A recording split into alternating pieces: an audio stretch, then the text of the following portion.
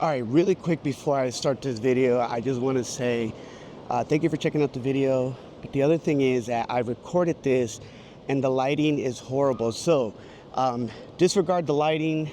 I was in a moment, I was inspired, and it's about how I didn't get the job. But it was actually the biggest unlock that I needed to get ready, prepare, and get to that next level. So here's the intro. I hope you enjoy it. All right, it's been a minute since I've done a video, and I'm excited to kind of be transparent and share an experience.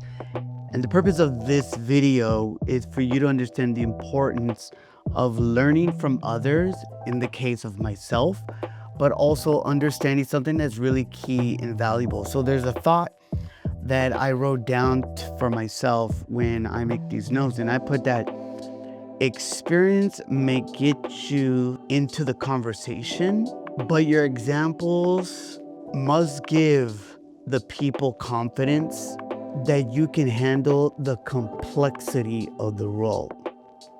Let's get into it.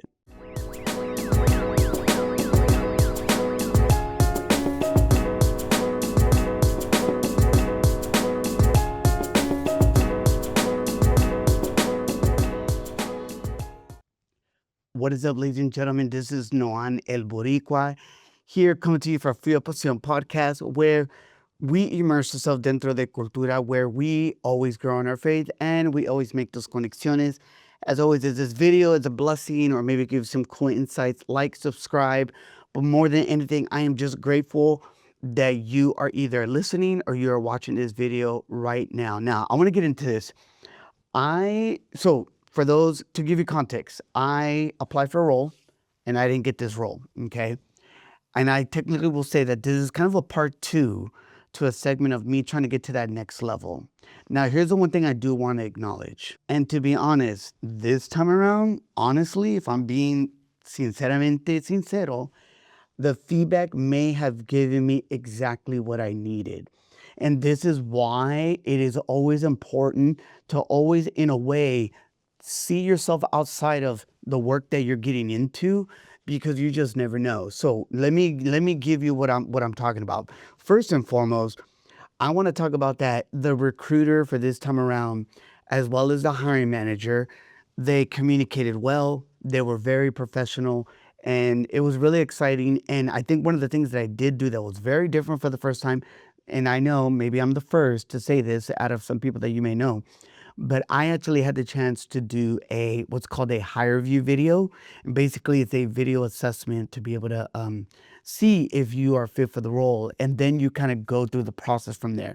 So I actually did that video assessment, and it actually allowed me to get to the next level, which were then I spoke to the recruiter. We checked some boxes. And then once I was done with that part of the phase, I went on to the next phase, which was talking to the hiring manager and having that great conversation with them. And then once I was done, it was waiting to see if I would go to the final round, which clearly I'm making this video. I didn't get to the final round, but it's the feedback that really got me to think. And I hope this can help you understand the importance of feedback and more importantly, the importance of communication with your recruiter. So what was the feedback and what did I learn that hopefully you can learn? Let's get into that. One of the biggest things that stood out in my conversation with my recruiter feedback was the fact that I didn't provide a strong enough example of navigating a truly complex project.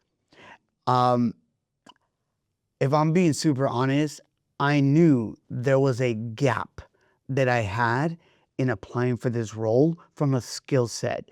And one of those gaps, as crazy as this sounds, because those of you that know me, I have navigated complex projects, but I don't think at the scale of what this role needed.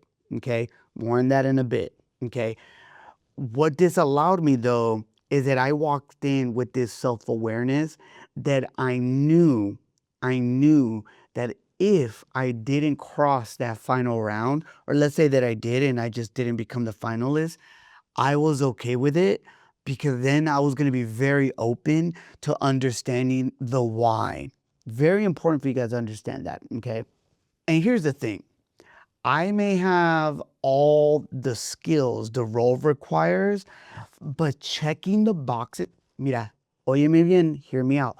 Checking the boxes is not the same as demonstrating the experience through a very clear story. You guys follow me? So again, I can have all the skills, but if I cannot demonstrate the experience in a very clear, concise way, then you're not going to be able to move on or get the actual job if you're in the final round. And I think the other key thing that I really understood for me, give me one second. I need to drink this because I'm really thirsty. It's hot right now in LA, so I just got to get a drink of this. All right, it's a momento. One of the things I want us to understand, for me personally, 25 years with the brand has given me a very strong foundation, especially through what we call retail, recruiting, and of course, the community work that I love to do. But when moving into a corporate space, it means learning how to translate that experience and recognizing where Noan still needs to grow. Where do you still need to grow? That's the question. So I wrote this down, got my laptop. I wrote this down while I was on a flight coming back from Oregon with our family. I'll talk about that in another video, family trip. But I wrote down here and I asked myself this question, and I ask all of you, what experience do you and I still need to build for the opportunity you want? Okay, like what experience do we need, okay, to build? And I don't want you to just ask whether you met the qualifications. Ask whether you have the stories and the evidence to prove that you are ready for whatever role that you're applying for. Because for me personally, that is the fuel pasión moment, okay? It's the moment to be able to be a good storyteller. Look, I will use this word. I do pride myself on being a good storyteller, but I also know that sometimes too much telling does not give a clear picture. And you got to be able to translate your examples and your experience in a way that this is the importance of reading the room, that your audience or the single person that's in front of you can truly be connected and understand and really transfer the skill set that you're trying to convey that you can do the job. And I think for me, I look at this as some final thoughts is that potential may always open the door, right? But evidence gives people the confidence that lets you walk through it. And I really believe that. I also believe, as I've been thinking about this, because this didn't bring me down because of self-awareness, but I think sometimes rejection doesn't question your potential. It exposes what story still needs to be proved, okay? Or what you need to prove. And I think for me, I know what it is, okay? And I believe that I have a lot of value to bring, let it be at my current job or any other job, but I also recognize the responsibility of still developing those skills or that skill set that I have. And my responsibility now, knowing that I went through the phase of these interviews this second time around, is really now how do I build the experience that makes the next decision easier? And I think for me that if I can hit that, I cannot wait to be able to share with you the day that I get the job. I may get emotional. I may be screaming at the top of my lungs. I might like max out this mic. But right now, I know the game plan. And now it's time to seek out critical experience, time to seek out stretch opportunities or build my own opportunity. But that's a little bit of a challenge, but you can always do that. But it's time to really now hone in on exactly what I need to work after. I know that if I can work on this and polish up my storytelling, it will allow me to put myself in a better position and to be able to present myself as a valuable and validated candidate for the role that comes up next. So excited. I'm always looking for leaders that are willing to take a chance on potential talent. And I know that I'm looking forward for the day that I do get that leader, and I can't wait. But in order to do that, I need to be able to show the worth and prove it through my experience and my storytelling. So excited. As always, if you have any questions, hit me up, or maybe what are your thoughts on that? As I've kind of been, I write a lot of things down and I say it, but side note, man, this camera thing keeps moving on me, so I should have had it as a head still shot, but it's all good. So before we close out this video, I just want to say that if you're interested in me kind of documenting kind of a blog, I could create it. I do have a Substack, and I think it'd be pretty dope to kind of share since the beginning, kind of like how I got into the corporate life. And at my age, in my 40s, I don't know. I know a lot of young people follow me, young professionals in their 20s and some in their 30s. But for any of those that are a lot older, or maybe you're a grown adult and you've now got into that space, before I close out this video, let me know if you think that's something that you would like.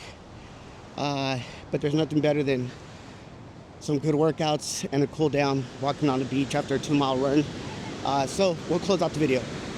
All I want to say is keep grinding, keep working, keep moving. I'm doing the same. I am so grateful for all of you that helped me, to those that I reached out. And I'm excited for the next opportunity. Until then, I continue to master the fundamentals, elevate, but more importantly, seek out those opportunities in partnership with my team and my leader. And I can't wait to share that with all of you down the road. So part 2, didn't get that role yet. I'm trying to level up, but we will get there. Immerse yourself dentro de cultura, grow in your faith, make those conexiones. Head on over to fuelpasionpodcast.com. And my hope is that you can share, learn, but more importantly, ask the question, am I fueling my pasión? Como siempre, como dice mi abuelita, que Dios te bendiga.